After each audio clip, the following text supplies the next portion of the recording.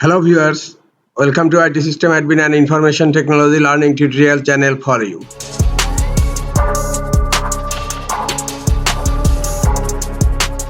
Today in this tutorial I am going to show you how to enable password reset protection on Twitter. Sometimes it becomes very important for you, so don't forget to watch full video. To enable password reset protection on Twitter, go to your browser and browse x.com. In left pane, click on More option, then click on Settings and Privacy. Under Settings, click on Security and Account Access, and then click on Security. Scroll down.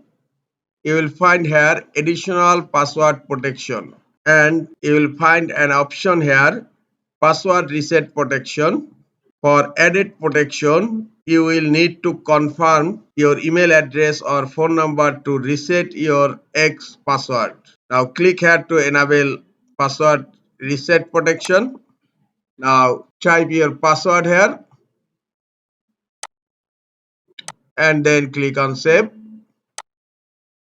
Now password reset protection is enabled on my Twitter account.